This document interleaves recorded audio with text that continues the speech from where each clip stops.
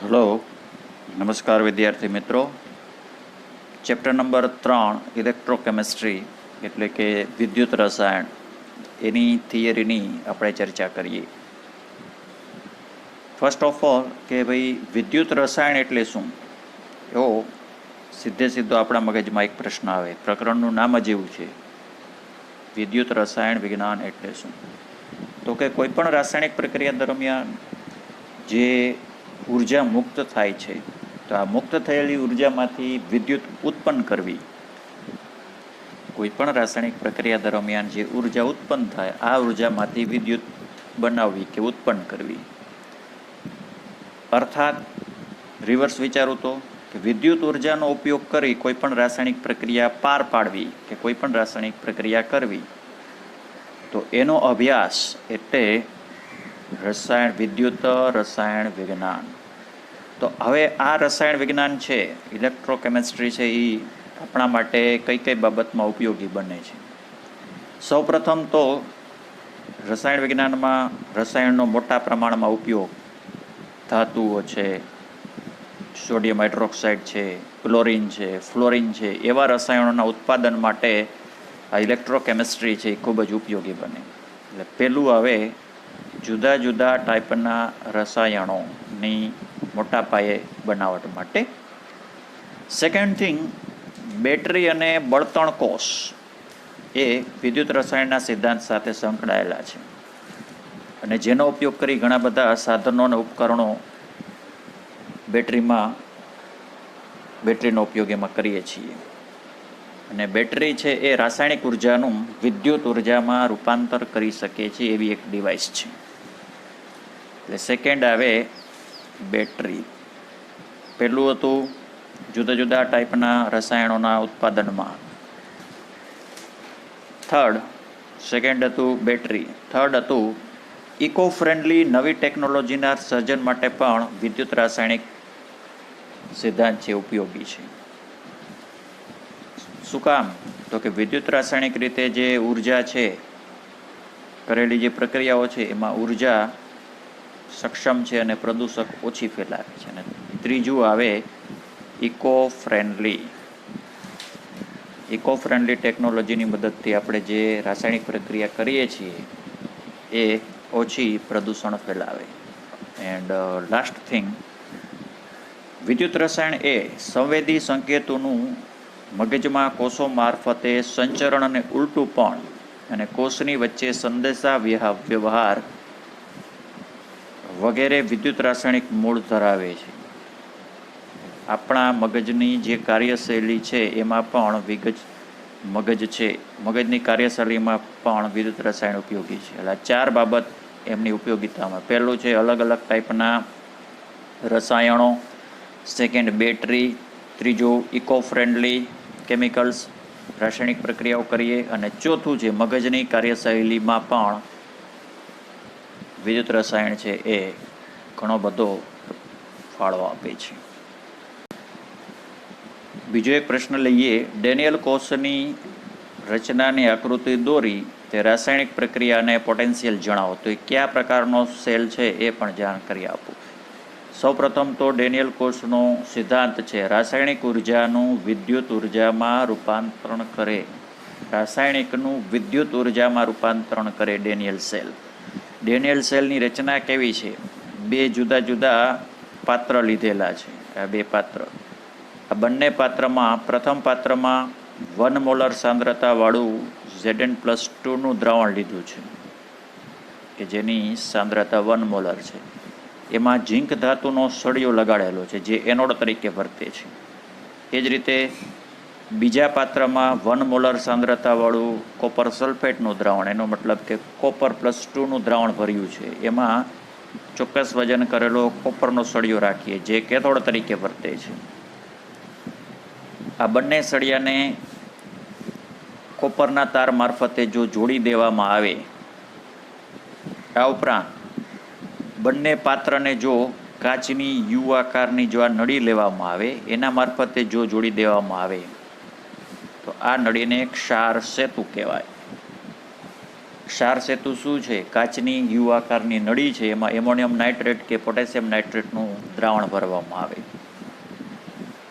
હવે અહીંયા આગળ જ્યારે એનોડ અને કેથોડને જોડવામાં આવે, એનોડ માઇનસ છે, કેથોડ પ્લસ છે, તો અત્યારે શું થશે? એનોડ ઉપર હંમેશા ઓક્સિડેશન થાય. 11મા ધોરણમાં આપણે રેડોક્સ પ્રક્રિયા યાદ કરો તો અહીંયા Znનો એનોડ તરીકે કોણ છે? ઝીંકનો પ્લેટ છે. ઝીંકનું ઓક્સિડેશન થશે અને Zn+2 વત્તા 2 ઇલેક્ટ્રોન બનાવશે. ઓક્સિડેશન થાય છે એટલે Zn+2 છે એ દ્રાવણમાં આવશે. સાથોસાથ જે ઇલેક્ટ્રોન ઉત્પન્ન થયા છે, ઇલેક્ટ્રોનનું વહન થાય છે એનોડથી કેથોડ તરફ. જો બતાવ્યું છે. હવે કેથોડ ઉપર શું થશે? કેથોડ ઉપર રિડક્શન થાય છે. તો દ્રાવણની અંદર કોપર પ્લસ 2 જ આયન છે, એ એનોડમાંથી જે 2 ઇલેક્ટ્રોન આવ્યા છે એ મેળવી લેશે અને બનાવી દેશે કોપર. અમુક સમય પછી એનોડની પ્લેટનું વજન ઓછું થશે, કોપરની પ્લેટનું વજન છે એ વધી જશે. હવે આવું થયા જ રાખશે. ઇલેક્ટ્રોનનું વહન કેના મારફતે થાય? એનોડથી કેથોડ તરફ. વિદ્યુતનું વહન ઉલટું થાય હંમેશા. અહીંયા આગળ જુઓ કે ધીમે ધીમે દ્રાવણમાં Zn+2 આ બાજુ વધતા જશે, આ બાજુએ SO4 વધતા જશે, કારણ કે કોપરથી વપરાતા જાય છે ને કેથોડ બાજુએ. તો આ કોષ સતત કાર્યશીલ રહે એના માટે આપણે આ શોર્ટ બ્રિજ છે ને કે ક્ષાર સેતુ જોડ્યું છે. ક્ષાર સેતુ શું કરશે? સલ્ફેટ આયનને આ બાજુ લઈ આવશે. એટલે આખી સર્કિટ છે એ પૂરી થાય. જો એટલે કોષ છે સતત કાર્ય કરતો રહે. આ કોષની અંદર કઈ રિએક્શન થશે? હમણાં મેં લખી છે Zn વત્તા કોપર પ્લસ 2 ગીવ Zn+2 વત્તા કોપર. પોટેન્શિયલ કેટલો હોય? 1.1 વોલ્ટ, જેને ગેલ્વેનિક કોષ પણ કહેવાય અને વોલ્ટેક સેલ પણ કહેવાય. હવે એક બીજો પ્રશ્ન લઈએ MCQ માટે ખાસ. તો ગેલ્વેનિક કોષમાં બાહ્ય વિરુદ્ધ પોટેન્શિયલ લાગુ પાડવામાં આવે ત્યારે ઉદ્ભવતી અલગ અલગ પરિસ્થિતિનું વર્ણન કરો. ડેનિયલ સેલ છે એમાં જો બાહ્ય પોટેન્શિયલ લગાડવામાં આવે, બાહ્ય પોટેન્શિયલને હું એક્સટર્નલ કહું, એક્સટર્નલ. તો અહીંયા આપણી પાસે 3 જુદી જુદી સિચ્યુએશન આવે છે. એ કઈ કઈ છે એની વાત કરીએ. પેલી પરિસ્થિતિ, જો એક્સટર્નલ છે ને એ 1.1 વોલ્ટ કરતાં ઓછો હોય ત્યારે આ ડેનિયલ સેલનું કામ કરશે, ત્યારે ડેનિયલ રહેશે. એનો મતલબ કે ગેલ્વેનિક સેલ રહેશે. કે પ્રક્રિયા છે એ કઈ દિશામાં થશે? પુરોગામી દિશામાં થાય છે.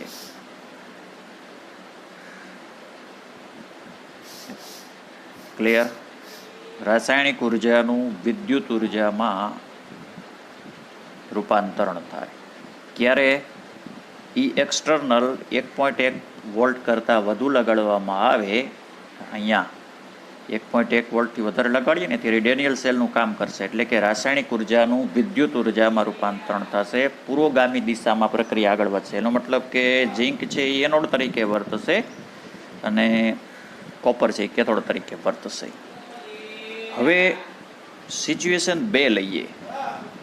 જો એક્સટર્નલ 1.1 વોલ્ટ કરતો એટલો જ રાખવામાં આવે તો પ્રક્રિયા ચાલુ રહેતી નથી. એનો મતલબ કે સેલ કેવો થઈ જાય છે? બંધ થઈ જાય છે. એટલે વિદ્યુતનું વહન થતું નથી. ત્રીજું જુઓ, એક્સટર્નલ જો 1.1 વોલ્ટ કરતાં વધારવામાં આવે તો પ્રક્રિયા કઈ દિશામાં થશે? પ્રતિગામી દિશામાં થશે. એનો મતલબ કે રિએક્શન છે એ વિરુદ્ધ દિશામાં થશે. સિદ્ધાંત બદલી જશે. વિદ્યુત ઉર્જાનું શેમાં? રાસાયણિક ઉર્જામાં રૂપાંતરણ થાય. જે એનોડ હતો ને એ કેથોડ થઈ જશે, કેથોડ હતો એ એનોડ થઈ જશે. એનો મતલબ કે રિવર્સ રિએક્શન થશે. એટલે કોપર છે ને એ એનોડ તરીકે વર્તશે અને ઝીંક છે એ કેથોડ તરીકે વર્તશે. એટલે આ રીતે આ ક્વેશ્ચનથી શોર્ટમાં યાદ રાખી શકાય. 3 પરિસ્થિતિ ગેલ્વેનિક સેલ અથવા ડેનિયલ કોષ સાથે, વોલ્ટેઇક સેલ સાથે જો બાહ્ય વિદ્યુત દબાણ અથવા બાહ્ય વિરુદ્ધ પોટેન્શિયલ લગાડવામાં આવે ત્યારે અલગ અલગ 3 પરિસ્થિતિ. ઈ એક્સટર્નલ 1.1 વોલ્ટથી નાનો હોય તો ડેનિયલ રે, 1.1 વોલ્ટ હોય તો કોષ કાર્ય ના કરે, અને ઈ એક્સટર્નલ 1.1 કરતાં વધારે લગાડવામાં આવે ત્યારે એ કેવો બની જશે? વિદ્યુત વિભાજન સેલ તૈયાર થશે, જેને વીવી સેલ કહેશું. એટલે કે વિદ્યુત ઉર્જાનું રાસાયણિક ઉર્જામાં રૂપાંતરણ કરશે. ક્લિયર? એના પછી ગેલ્વેનિક કોષ કોને કહેવાય? ડેનિયલ કોષની અર્ધ પ્રક્રિયાઓ રેડોક્સ પ્રક્રિયા દ્વારા સમજાવો. ગેલ્વેનિક કોષ શું છે? એવો વિદ્યુત રાસાયણિક કોષ છે કે રાસાયણિક ઉર્જાનું વિદ્યુત ઉર્જામાં રૂપાંતરણ થાય. એનોડ ઉપર શું પ્રક્રિયા થશે? Znમાંથી Zn+2. કેથોડ ઉપર હમણાં આગળ મેં લખેલી બેનો ટોટલ સરવાળો કરો એટલે કુલ પ્રક્રિયા થશે. આ રેડોક્સ પ્રક્રિયા છે. હવે ડેનિયલ કોષમાં જે ઝીંકનો સળિયો આપણે ZnSO4ના દ્રાવણમાં ડૂબાડેલો હતો ને, આ ઝીંકનો પ્લેટ, તો આ અડધા ભાગને અર્ધકોષ કહેવાય. એવું જ કોપર સલ્ફેટના દ્રાવણમાં કોપરનો સળિયો લગાડેલો હતો, એ કોપર અર્ધકોષ કહેવાય. અહીંયા ઝીંકનો અર્ધકોષ છે ને એ એનોડ અર્ધકોષ છે, એટલે ઓક્સિડેશન અર્ધકોષ. જ્યારે કોપરનો સળિયો છે એ કેથોડ અર્ધકોષ એટલે કે રિડક્શન અર્ધકોષ છે. એના પછી એક લઈએ ડેનિયલ કોષ માટે ગેલ્વેનિક કોષની રચના સમજાવો. ગેલ્વેનિક કોષમાં પ્રક્રિયાને આધારે ધન અને ઋણ ધ્રુવ ક્યાં છે એ ઉદાહરણથી સમજાવો. ડેનિયલ કોષ પ્રમાણે ગેલ્વેનિક કોષ દરેક અર્ધકોષ વિદ્યુત વિભાજ્યના દ્રાવણમાં ડૂબાડેલા છે, એને વિદ્યુત ધ્રુવ કહેવાય. 2 અર્ધકોષને વોલ્ટમીટર વડે વિદ્યુતના એટલે કે ધાતુના તાર મારફતે જોડાયેલા છે બાહ્ય સ્વિચથી. બંને અર્ધકોષમાંના વિદ્યુત વિભાજ્યને આંતરિક રીતે, બાહ્ય રીતે કેનાથી? ઉપરના તાર મારફતે, આંતરિક રીતે ક્ષાર સેતુ વડે જોડવામાં આવ્યા છે. ક્યારેક ક્ષાર સેતુની જરૂર ના પણ પડે.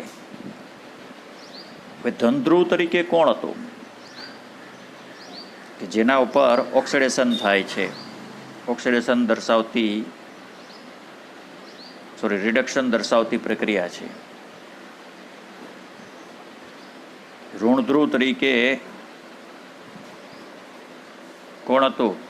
એનોડ હતો. એનોડ ઉપર ઓક્સિડેશન થાય છે, એ ઋણધ્રુવ. વધારે ડીપમાં કાંઈ કરવાનું રહેતું નથી આમાં.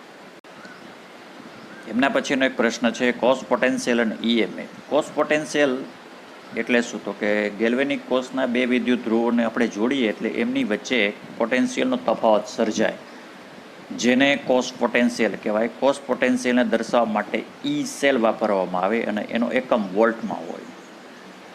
EMF એટલે શું? તો કે જ્યારે ગેલ્વેનિક કોષને જોડવામાં આવે ત્યારે કેથોડ અને એનોડની વચ્ચે જે પોટેન્શિયલનો તફાવત સર્જાય, કેથોડ અને એનોડની વચ્ચે જે પોટેન્શિયલનો તફાવત સર્જાય, આ તફાવતને EMF કહેવાય. કોની વચ્ચે? કેથોડ અને એનોડની વચ્ચે જે તફાવત સર્જાય એને, જેને વિદ્યુત ચાલક બળ કહેવાય. હવે કોષનો પોટેન્શિયલ છે એ કેવી રીતે લખી શકાય? તો કે ઈ સેલ બરાબર ઈ રાઈટ સાઈડ માઇનસ ઈ લેફ્ટ સાઈડ. એનો મતલબ કે રાઈટ સાઈડમાં કોણ હોય? યાદ કરો, આ બાજુ એનોડ હતો, આ બાજુ એ કેથોડ હતો. આ રાઈટ સાઈડ, આ લેફ્ટ સાઈડ. એટલે કોણ આવે રાઈટ સાઈડમાં? ઈ કેથોડ,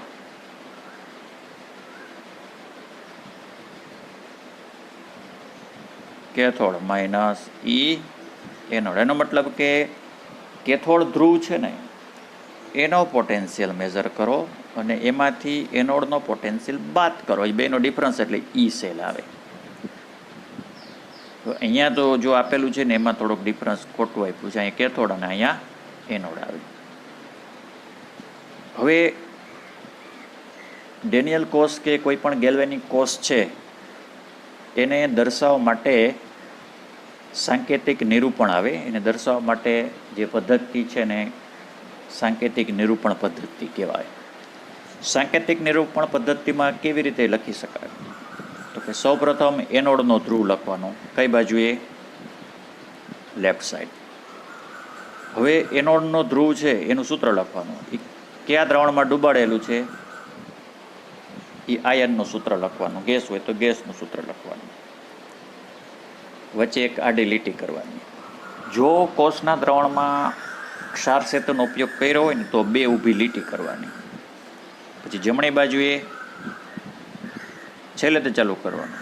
કેથોડ તરીકે જે સળિયો કે મૂકેલી જે ધાતુ છે એનું સૂત્ર લખવાનું. ઓબ્લિક કરી એને જે દ્રાવણમાં ડૂબાડેલા છે એ દ્રાવણના આયનોનું સૂત્ર લખવાનું.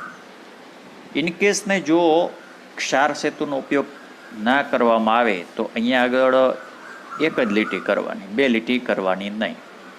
ક્લિયર? હવે ધારો કે ડેનિયલ કોષ હતો આપણી પાસે, યાદ કરો.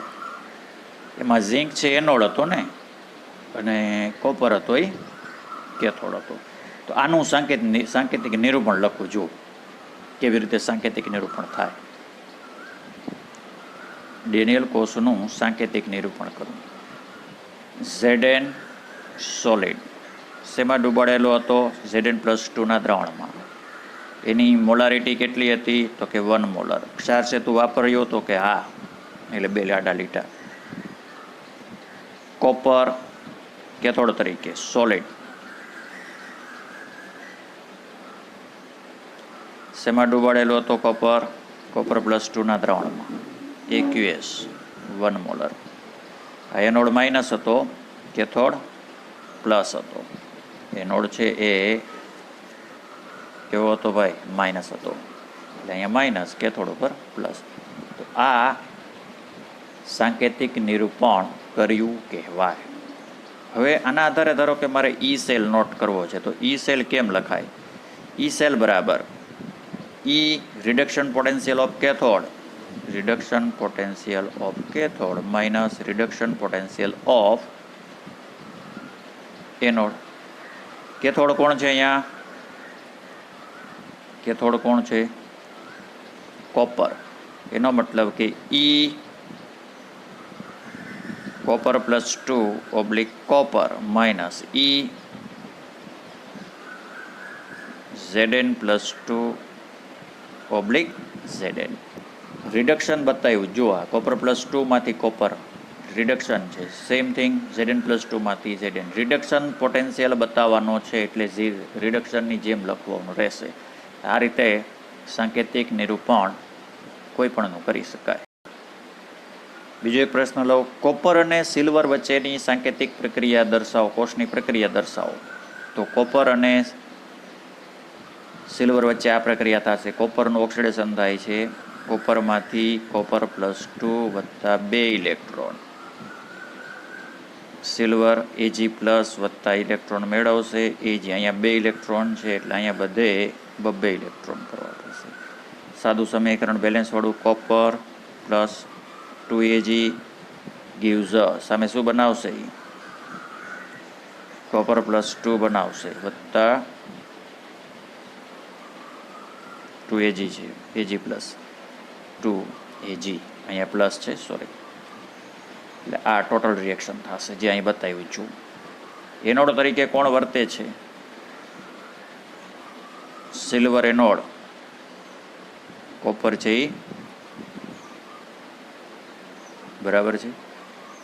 એનોડ તરીકે એનોડ ઉપર ઓક્સિડેશન થાય. એનો મતલબ કે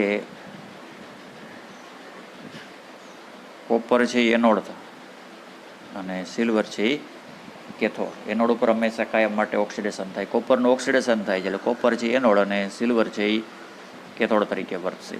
હવે આનું સાંકેતિક નિરૂપણ દર્શાવું. જુઓ કોણ હતો એનોડ? કોપર. કેથોડ કોણ હતો? સિલ્વર. સાંકેતિક નિરૂપણ કરવું. પહેલાં એનોડ લખવાનો. કોપર+2 સાંદ્રતા બતાવી દઈ 1 મોલર. આ સોલિડ. ક્ષાર છે તો યુઝ કર્યો છે, ધારો કે WD. સિલ્વર સોલિડ શેમાં ડૂબાડ્યો છે? સિલ્વરના દ્રાવણમાં. AQS 1 molar. આ માઇનસ, આ પ્લસ. હવે આનો પોટેન્શિયલ કેમ મેઝર કરી શકાશે? ઈ સેલ બરાબર ઈ કેથોડ માઇનસ ઈ એનોડ. કેથોડ કોણ છે? કેથોડ સિલ્વર છે, એટલે Ag plus oblique Ag. Reduction જ બતાવવાનું છે. માઇનસ ઈ કોપર પ્લસ 2 ઓબ્લિક કોપર. આ ઈ સેલનું સૂત્ર થાય. આ રીતે કોઈ પણ માટે આવું રજૂ કરી શકીએ આપણે. કોષ પોટેન્શિયલ નક્કી કેવી રીતે થઈ શકે? કોષ પોટેન્શિયલની પસંદગી. વ્યક્તિગત અર્ધકોષનો પોટેન્શિયલ માપી શકાતો, એટલે કે અર્ધકોષ ખાલી અડધો કોષ હોય ને એનો પોટેન્શિયલ માપી ના શકાય. એને બીજા અર્ધકોષ સાથે જોડવાનો અને બે અર્ધકોષનો પોટેન્શિયલનો તફાવત માપો, એને આપણે EMF કહીએ. એને આધારે કોષનું પોટેન્શિયલ આપણે સરળતાથી જાણી શકીએ છીએ. એનો મતલબ કે કોઈ પણ એક અર્ધકોષનો સાપેક્ષમાં બીજા અર્ધકોષનો પોટેન્શિયલ નક્કી કરી શકીએ છીએ. તો આવી રીતે કોઈ પણ એક અર્ધકોષની સાપેક્ષમાં બીજાનો પોટેન્શિયલ માપવા માટે આપણે હાઇડ્રોજન વિદ્યુત ધ્રુવ છે ને એને પ્રમાણિત ગણવાનો, જેનો પોટેન્શિયલ 0.0 વોલ્ટ સ્વીકારી અને એની સાપેક્ષમાં બીજા અર્ધકોષનો પોટેન્શિયલ નક્કી કરી શકાય. કેવી રીતે નક્કી કરી શકાય? તો કે હાઇડ્રોજન વિદ્યુત ધ્રુવની સાથે જે અર્ધકોષનો પોટેન્શિયલ જાણવો છે એને જોડી દેવાનો અને બે વચ્ચેનો કેથોડ અને એનોડનો પોટેન્શિયલનો તફાવત માપો. જે કિંમત આવે એને આધારે નક્કી કરી શકાય કે અન્ય વિદ્યુત ધ્રુવ છે એ હાઇડ્રોજન વિદ્યુત ધ્રુવની સાપેક્ષમાં એનોડ તરીકે વર્તશે કે કેથોડ તરીકે વર્તશે. આગળ હજી આમાં આવશે. એના પછીનો એક પ્રશ્ન લઈએ. પ્રમાણિત હાઇડ્રોજન વિદ્યુત ધ્રુવ વિશે ચર્ચા કરો. પ્રમાણિત હાઇડ્રોજન વિદ્યુત ધ્રુવને સામાન્ય રીતે પ્લેટિનમ H2 અને H+ તરીકે દર્શાવાય. હાઇડ્રોજન વિદ્યુત ધ્રુવનો પોટેન્શિયલ 0.0 વોલ્ટ ગણવાનો. આકૃતિની એમાં રચના કેવી રીતે છે એ જુઓ. પ્લેટિનમ બ્લેકનો ઢોળ ચડાવેલો એક પ્લેટિનમનો સળિયો છે આ, જેને બાહ્ય પરિપથ માટે કોપરના તાર મારફતે જોડેલો છે. કોપરનો તાર જોડેલો છે. આ પ્લેટિનમના સળિયાને 1 મોલર HCl દ્રાવણ અથવા 1 મોલર H+ દ્રાવણમાં ડૂબાડેલું છે. 25°C તાપમાને અને 1 બાર દબાણે ઉપરની બાજુએથી હાઇડ્રોજન ગેસથી પસાર કરાવવાનો. હવે અહીંયા હાઇડ્રોજન ગેસ આ પસાર કરાવીશું એ પ્લેટિનમના સળિયા ઉપર આવશે. દ્રાવણમાં ઓલરેડી H+ છે જ, H2 ઉમેરીએ છીએ, દ્રાવણમાં H+ છે જ. હવે આ બેમાંથી એનોડ અને કેથોડ ઉપર કેવી પ્રક્રિયા થશે એ જોઈએ. હાઇડ્રોજન રિડક્શન પામેલા, ઓક્સિડેશન પામેલા બંને સ્વરૂપની સાંદ્રતા, ટૂંકમાં હાઇડ્રોજન છે ઓક્સિડેશન નહીં થઈ શકશે અને રિડક્શન નહીં થઈ શકે. આ જો ઓક્સિડેશન બતાવ્યું છે. H2 માંથી H+ બને તો એ ઓક્સિડેશન થાય છે, એનો મતલબ કે એનોડ તરીકે વર્તશે. રિવર્સ વિચારો તો H+ છે ઇલેક્ટ્રોન મેળવી અને હાઇડ્રોજન ગેસ બનાવે તો એ કેથોડ તરીકે વર્તશે. દબાણ કેટલું રહે છે? 1 બાર. હાઇડ્રોજનની સાંદ્રતા 1 મોલર છે. ઉપયોગિતા, પ્રમાણિત હાઇડ્રોજન વિદ્યુત ધ્રુવની ઉપયોગિતા શું? તો કે હાઇડ્રોજન વિદ્યુત ધ્રુવની સાપેક્ષમાં અન્ય અર્ધકોષનો પોટેન્શિયલ નક્કી કરી શકાય. હાઇડ્રોજન અર્ધકોષની સાપેક્ષમાં બીજા અર્ધકોષનો પોટેન્શિયલ નક્કી કરવા માટે હાઇડ્રોજન વિદ્યુત ધ્રુવનો ઉપયોગ કરવામાં આવે છે. રચના કેવી છે હાઇડ્રોજન વિદ્યુત ધ્રુવની? પ્લેટિનમના પતરા ઉપર પ્લેટિનમ બ્લેકનો ઢોળ ચડાવેલો પ્લેટિનમનો સળિયો છે. એને 1 મોલર સાંદ્રતાવાળા દ્રાવણમાં ડૂબાડેલો છે. બાહ્ય પરિપથનો પૂર્ણ કરવા માટે કોપરનો તાર જોડેલો છે. ઉપરની બાજુએથી પ્રમાણિત પરિસ્થિતિમાં હાઇડ્રોજન ગેસ પસાર કરવામાં આવે. હવે જ્યારે પ્લેટિનમ હાઇડ્રોજન વિદ્યુત ધ્રુવને અન્ય અર્ધકોષ સાથે જોડવામાં આવે ત્યારે એ કાં એનોડ અને કેથોડ તરીકે વર્તી શકશે. એનોડ તરીકે વર્તતો હશે ત્યારે એમનું ઓક્સિડેશન થશે આ રીતે, અને કેથોડ તરીકે વર્તશે ત્યારે રિડક્શન થશે. એનોડ તરીકે પણ વર્તી શકશે અને કેથોડ તરીકે પણ વર્તી શકશે. ક્લિયર? યુઝિસ ક્યાં થાય? ઉપયોગ અન્ય અર્ધકોષનો પોટેન્શિયલ જાણવા માટે હાઇડ્રોજન વિદ્યુત ધ્રુવનો ઉપયોગ ખાસ કરીને જોવા મળે છે. એના પછી પ્રમાણિત વિદ્યુત ધ્રુવ એનોડ તરીકે જો અન્ય કોષ પોટેન્શિયલ નક્કી કરવાની રીત યાદ રાખવાની નથી. રિડક્શન પોટેન્શિયલ એટલે શું? તો કે જો પ્રમાણિત હાઇડ્રોજન વિદ્યુત ધ્રુવ સાથે બીજો અર્ધકોષ જોડવામાં આવે, બોલું એ સાંભળજો. પ્રમાણિત હાઇડ્રોજન વિદ્યુત ધ્રુવ સાથે બીજો કોષ જ્યારે આપણે જોડીએ અને જો પ્રમાણિત હાઇડ્રોજન વિદ્યુત ધ્રુવ એનોડ તરીકે વર્તતો હોય, બીજો સેલ છે, બીજો અર્ધકોષ જો કેથોડ તરીકે વર્તતો હોય, તો જે કોષનો પોટેન્શિયલ મળે ને, આ કોષનો પોટેન્શિયલ એ બીજા અર્ધકોષનો રિડક્શન પોટેન્શિયલ થાય. હાઇડ્રોજન વિદ્યુત ધ્રુવ એનોડ, હાઇડ્રોજન એનોડ, બીજો વિદ્યુત ધ્રુવ કેથોડ તરીકે રાખવામાં આવે અને જો બે વચ્ચે ક્ષાર સેતુની જોડીએ કોષ પૂરો કરીએ, કોષ પોટેન્શિયલ મેજર કરીએ, તો જે કોષ પોટેન્શિયલ મળે ને એ બીજા અર્ધકોષનો રિડક્શન પોટેન્શિયલ થાય. ક્લિયર? જે સમજૂતી પણ આપી છે જે ઉપયોગી એટલી નથી. એના પછી એટલે વિદ્યુત ધ્રુવ અને અર્ધકોષનું નિરૂપણ સમજાવ. વિદ્યુત ધ્રુવ એટલે શું? તો કે ડેનિયલ કોષ અથવા વિદ્યુત વિભાજન કોષની અંદર આપણે ધાતુનો સળિયો અને એને જે દ્રાવણમાં ડુબાડ્યો છે એને સંયુક્ત રીતે અર્ધકોષ કહેવાય. અર્ધકોષના દ્રાવણમાં જે ધાતુનો સળિયો કે અધાતુના સળિયે જે ડુબાડીએ ને એને વિદ્યુત ધ્રુવ કહેવાય. હવે અર્ધકોષનું નિરૂપણ કેવી રીતે કરવામાં આવે? ધારો કે એમ કહું કે ભાઈ ઝીંકનો સળિયો છે એ મેં Zn+2 દ્રાવણમાં ડૂબાડ્યો છે. તો ધારો કે Zn છે એનોડ તરીકે વર્તતો હોય એટલે Znમાંથી Zn+2 + 2 ઇલેક્ટ્રોન, ત્યારે નિરૂપણ આ રીતે કરી શકાય. કેથોડ તરીકે વર્તતો હોય તો ઊંધું લખવાનું, Zn/Zn+2 એ રીતે. સમજૂતી થોડીક ડીપમાં આપેલી છે. જે વધારે બ્રોમિન માટે એક વાત કરી છે. જો બ્રોમિન વિદ્યુત ધ્રુવ હોય ને ત્યારે આ રીતે પ્રક્રિયા. વાયુ વિદ્યુત ધ્રુવ છે ને કેથોડ તરીકે, પ્લેટિનમ અધાતુનું સૂત્ર Br2 અને કયા આયનમાં ડૂબાડ્યો છે અથવા કયો આયન એમાંથી બનશે બ્રોમિન. હાઇડ્રોજન માટે આ રીતે લખી શકાય. ગેલ્વેનિક કોષનું સાંકેતિક નિરૂપણ આપો. ગેલ્વેનિક કોષનું સાંકેતિક. ગેલ્વેનિક કોષમાં એનોડ તરીકે કોણ હતું? યાદ કરો, ડેનિયલ કોષમાં ઝિંક હતો. આ ઝિંકનું સાંકેતિક નિરૂપણ Zn/Zn+2. આ કોપરનું સાંકેતિક નિરૂપણ. ક્ષાર સેતુ વાપર્યું છે એટલે વચ્ચે બે લીટા આવશે.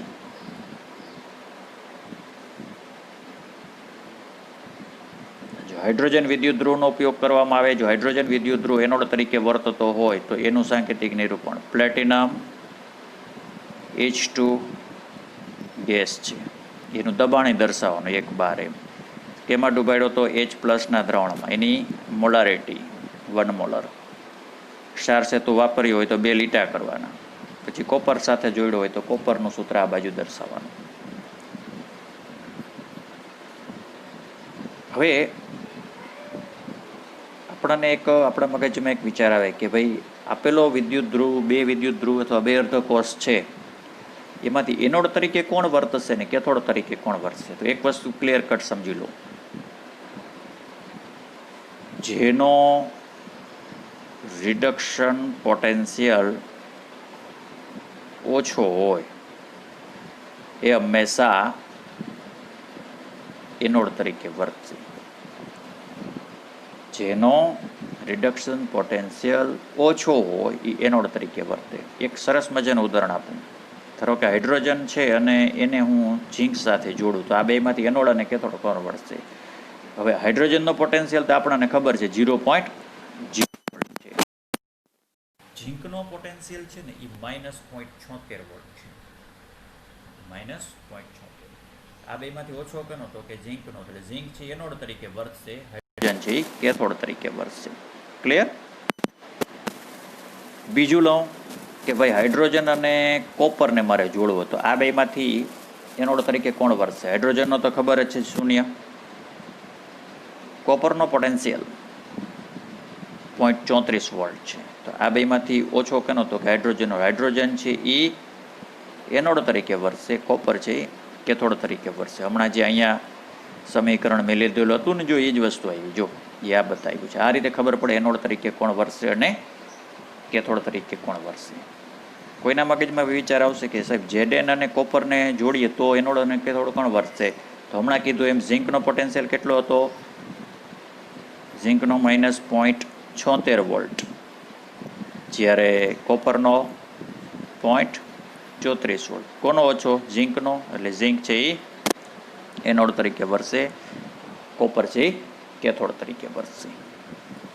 એટલે આ રીતે નક્કી થાય. ટૂંકમાં જેનો રિડક્શન પોટેન્શિયલ ઓછો એ એનોડ તરીકે વર્તશે.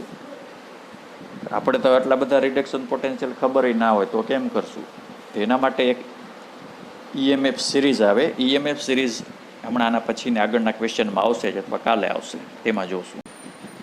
એના પછી લઈએ વિદ્યુત ધ્રુવના પ્રકાર. વિદ્યુત ધ્રુવનું વર્ગીકરણ નીચે પ્રમાણે. વિદ્યુત ધ્રુવની સપાટી ઉપરની પ્રક્રિયા પ્રમાણે. જે વિદ્યુત ધ્રુવ પર ઓક્સિડેશન થાય એનોડ, રિડક્શન થાય કેથોડ. ધન ધ્રુવ અને ઋણ ધ્રુવ. હવે ઋણ ધ્રુવમાં ઇલેક્ટ્રોન વધારે હોય એટલે એના ઉપર ઋણ ચાર્જ. ગેલ્વેનિક કોષમાં એનોડ છે એ ઋણ હોય, કેથોડ છે એ ધન આવે. આકૃતિ હતી જ આગળ. એમના પછી આગળ કોષ ઉપર વિદ્યુત વિભાજન કોષ કે વિદ્યુત રાસાયણિક કોષ હોય તો સક્રિય વિદ્યુત ધ્રુવ, નિષ્ક્રિય વિદ્યુત ધ્રુવ. સક્રિય વિદ્યુત ધ્રુવમાં શું હોય? તો કે ધાતુના સળિયા કે જે આપણે લગાડીએ છીએ એ પોતે જ પ્રક્રિયામાં ભાગ લે. એનો મતલબ કે ધાતુના સળિયા ઓક્સિડેશન કે રિડક્શન પ્રક્રિયા અનુભવશે.